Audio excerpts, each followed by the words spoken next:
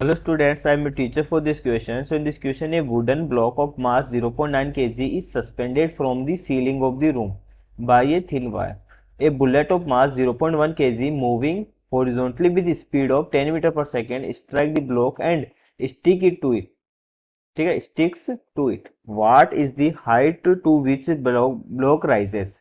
ठीक है, जी हमारे को 10 मीटर पर सेकेंड लेना है. ठीक है, तो देखिए सबसे पहले इसका एक डायग्राम समझते हैं. एक का मान लो ये हमारे पास सीलिंग है. ठीक है, यहाँ पर एक वुडन ब्लॉक है. ठीक है, ये ब्लॉक हमारा वुडन ब्लॉक है. इसको इसका जो मास है वो 0.9 केजी है. ठीक है, एक बुलेट है, मान लो ये हमारी बुलेट है.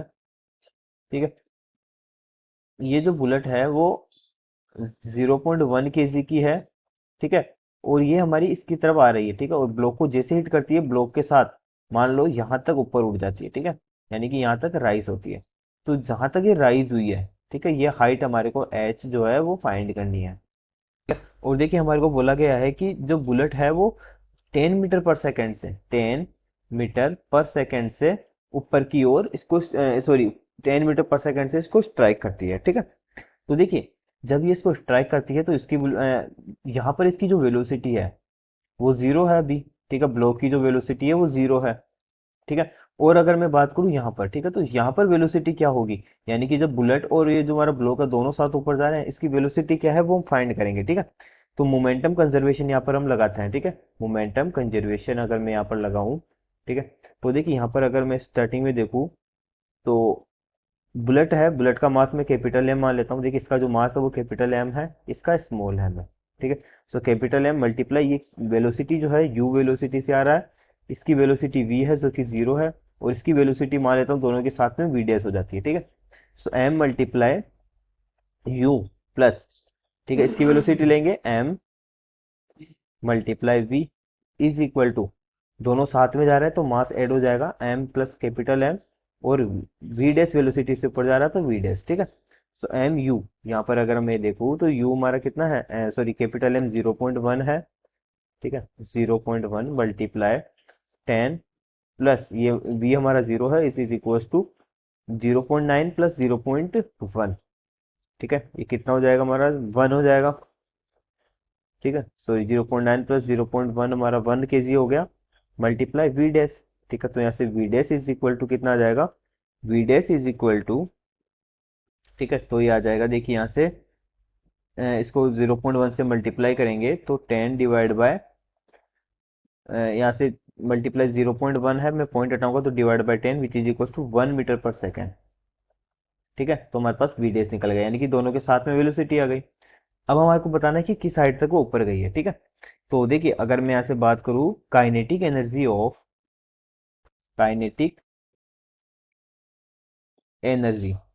Of bullet plus block.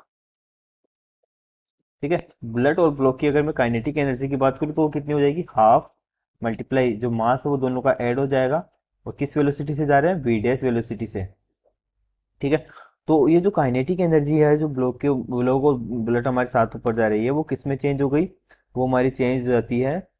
अब देखिए जब ये हमारी ऊपर जा रही है तो इसमें एक पोटेंशियल एनर्जी स्टोर होती जाएगी, यानी कि जो काइनेटिक एनर्जी है वो जब ऊपर जा रही है जो जस्ट एच हाइट तक पहुंचेगी तो पोटेंशियल एनर्जी में कन्वर्ट हो जाएगी.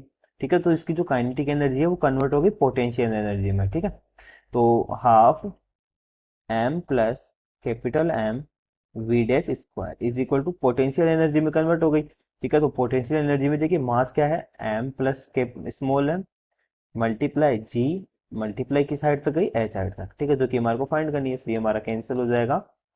ठीक है, मेरे को एच निकालना है तो एच इज इक्वल टू, ठीक है, ये आ जाएगा v dash square divide by 2 जी.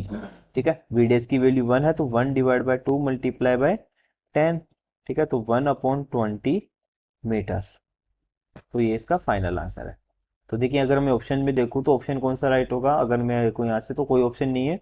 लेकिन अगर देखिए अगर इसका आंसर लाना हो, मैं इसको 100 मीटर पर सेकेंड करूँ अगर, ठीक है, स्पीड को, तो हमारे पास 5 मीटर आएगा. ठीक है, देखिए यहाँ पर अगर मैं 100 पुट करता हूँ तो ये 10 मीटर पर सेकेंड निकलेगा. ठीक है, तो यहाँ पर ये 10 हो जाएगा यानी कि 100 का स्क्वायर.